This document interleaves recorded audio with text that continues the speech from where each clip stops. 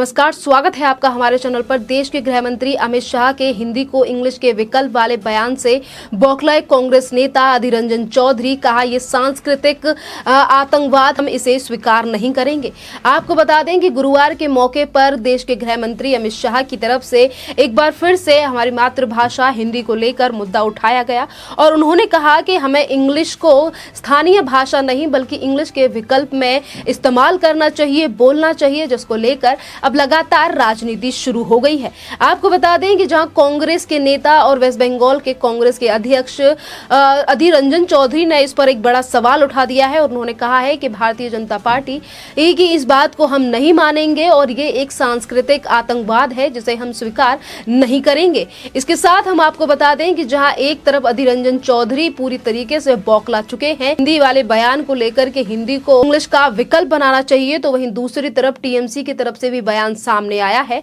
और टीएमसी का कहना है कि इस बार भारतीय जनता पार्टी गैर हिंदी शासित जो राज्य हैं, जिन राज्यों में हिंदी नहीं बोली जा रही है, वहां पर हिंदी को थोपने का काम कर रही है। हम अमित शाह की और भारतीय जनता पार्टी की इस नीति को कभी पूरा नहीं होने देंगे, जिसमें भारतीय जनता पार्टी सोचती है कि एक राज्य, एक भाषा और एक नेशन होनी चाहिए, यानी कि एक तरीके की जो चीज है, इन सब चीजों में हम भारतीय जनता पार्टी और केंद्र सरकार को हम आगे नहीं बढ़ने देंगे। इसके साथ हम आपको ये भी बता देते हैं कि राजभाषा समिति की 37वीं बैठक में आखिरकार अमित शाह ने ऐसा क्या कहा था, जिसको लेकर आज विपक्ष जो पार्टियां हैं वो लगातार इसको लेकर आग बबूला होती हुई नजर आ रही हैं। जहां एक तरफ अधीर रंजन चौधरी हैं, उनकी बौखलाहट सामने आ रही है, तो वहीं दूसरी तरफ टीएमसी का जो बयान है ये अपने आप में ही काफी सवाल खड़े करता है कि हम बीच भारतीय जनता पार्टी और केंद्र सरकार की जो नीतियां हैं उन्हें हम पूरा नहीं होने देंगे, जिसमें भारतीय जनता पार्टी एक राष्ट्र, एक भाषा और एक विधान की बात करती है, हम इसे पूरा नहीं होने देंगे।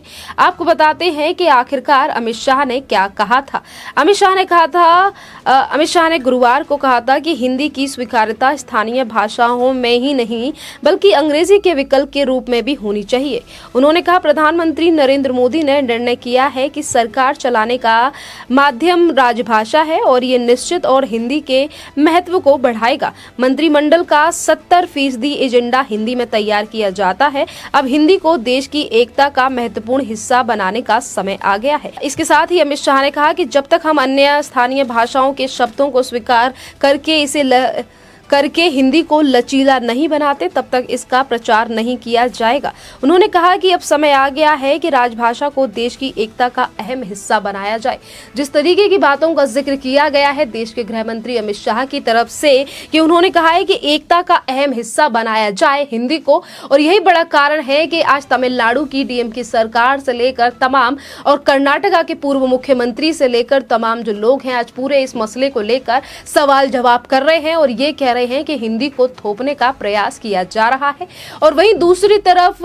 कर्नाटका के पूर्व मुख्यमंत्री की तरफ से तो इस बात तक का जिक्र कर दिया गया। उन्होंने कहा कि हिंदी तो हमारी मातृभाषा है ही नहीं, तो किस तरीके से अमित शाह इस भाषा को थोपने की बात कर रहे हैं। जिन राज्यों में हिंदी नहीं बोली जा रही वहां के जो मुख्यमंत्री हैं इस चीज को लेकर लगातार विरोध जता रहे हैं। पर आपको ये भी बता दें कि जहां एक तरफ विपक्षी पार्टियां लगातार हिंदी को लेकर सवाल जवाब कर रही हैं, तो वहीं दूसरी तरफ ये भी चीजें निकलकर सामने आ रही हैं कि अगर गृह मंत्री अमित शाह ने इस मुद्दे को उठाया है, उन्होंने कहा है कि हिंदी को इंग्लिश का विकल्प बनाना बेहद जरूरी है। जनता की तरफ से लगातार इस पूरी बात को समर्थन सोशल मीडिया पर मिल रहा है और लोगों का कहना है कि गृह मंत्री अमित शाह ने कुछ बात गलत नहीं कही है। उन्होंने बस ये कहा है कि हिंदी को इंग्लिश का विकल्प बनाना है। उन्होंने किसी भाषा के ऊपर कोई टिप्पणी नहीं की है। उन्होंने बस हिंदी को ज्यादा बोलने के लिए जोर दिया है क्योंकि ये हमारी मातृभाषा है। और इसको लेकर फिर भी किस तरीके से जो अन्य पार्टी है, ममता बनर्जी की पार्टी टीएमसी है और राहुल गांधी की पार्टी है कांग्रेस, और किस तरीके से आज इन सभी नेताओं की तरफ से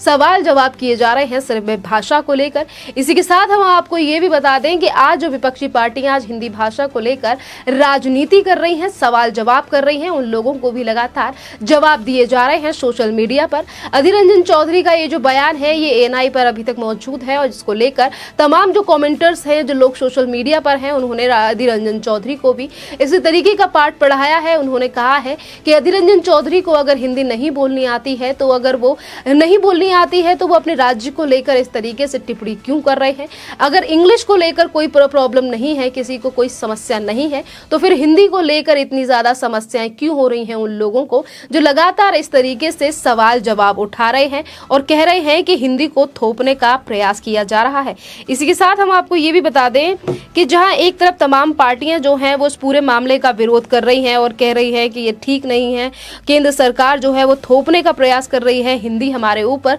तो इसके साथ ही बीजेपी के जो कई नेता हैं वो इस पूरी बात का समर्थन कर रहे हैं और कह रहे हैं कि गृह मंत्री अमित शाह की तरफ से जिस मुद्दे को उठाया गया है वो बेहद सही है, क्योंकि हिंदी मातृभाषा है और उसे हमें आगे बढ़ाना चाहिए। जब लोग इंग्लिश बोल सकते हैं तो हिंदी क्यों नहीं, और हिंदी को इंग्लिश का विकल्प बनाया ही जाना चाहिए। इसके साथ हम आपको ये भी बता दें कि कर्नाटक के पूर्व मुख्यमंत्री कांग्रेस नेता सिद्धरमैया ने कहा कि हिंदी भारत की राष्ट्रभाषा नहीं है। उन्होंने कहा कि बीजेपी गैर हिंदी भाषी राज्यों के खिलाफ सांस्कृतिक आतंकवाद को अपने एजेंडे पर आगे बढ़ रही है, जो बर्दाश्त नहीं होगा। पश्चिम बंगाल की सत्ता पर काबिज तृणमूल कांग्रेस की तरफ से भी इसी तरीके की भाषा का इस्तेमाल किया गया, जैसा कि हम पहले ही आपको बता चुके हैं। पर इसी के साथ हम आपको ये भी बता दें कि आज जो विपक्षी पार्टियां केंद्रीय मंत्री और देश के गृह मंत्री अमित शाह के बयान को लेकर लगातार राजनीति करती हुई नजर आ रही हैं। ये पहली बार नहीं है, इससे पहले भी कई बार ये विपक्षी पार्टियां हिंदी भाषा को लेकर इस तरीके से सवाल जवाब कर चुकी हैं। इसी के साथ हम आपको ये भी बता दें कि देश के गृह मंत्री ने इस मुद्दे को लेकर सिर्फ चर्चा की है। उन्होंने कहा है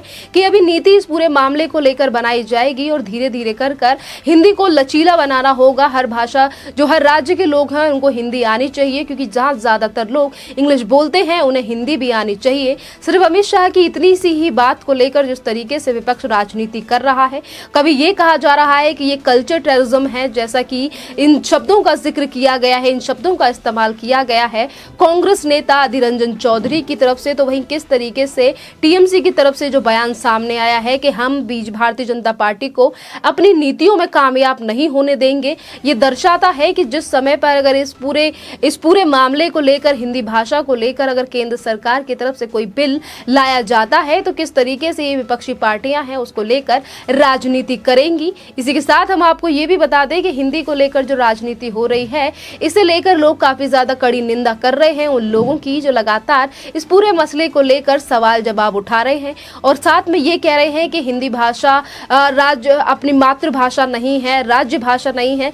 किस तरीके से सिर्फ एक भाषा को लेकर राजनीति की जा रही है, जहां तमाम जो लोग हैं स्कूलों से लेकर तमाम चीजों को लेकर आज सोशल मीडिया पर भड़ास निकाल रहे हैं उन लोगों को लेकर और आक्रोश दिखा रहे हैं उन लोगों को लेकर जिन्होंने हिंदी के इस मसले को लेकर एक बड़ा मुद्दा क्रिएट करने की कोशिश की है। इस मामले को लेकर लगातार राजनीति कर रहे हैं, चाहे फिर वो कर्नाटक के पूर्व मुख्यमंत्री हो या फिर डीएमके सरकार और या टीएमसी की अगर हम बात करें तो आज ममता बनर्जी को लेकर भी तमाम सवाल उठाए जा रहे हैं कि ममता बनर्जी बंगाली में बात कर सकती है, ममता बनर्जी और कई भाषाओं में बात कर सकती हैं, पर बात अगर हिंदी में आती है तो ममता बनर्जी इतना मतलब टीएमसी का जो स्टैंड है वो सबसे ज्यादा अलग क्यों होता है, क्योंकि कभी वो ये बोलती हैं कि भारतीय जनता पार्टी जो है वो अपने हिंदूवादी एजेंडे को लेकर आगे बढ़ रही है और इसीलिए वो हिंदी बोलने के लिए कह रहे हैं और हिंदी को इंग्लिश का विकल्प बनाने की कोशिश कर रहे हैं। तो वहीं तमाम लोगों का ये कहना है कि आज जो स्टेप उठाया गया है केंद्र सरकार की तरफ से, जिन चीजों का जिक्र किया है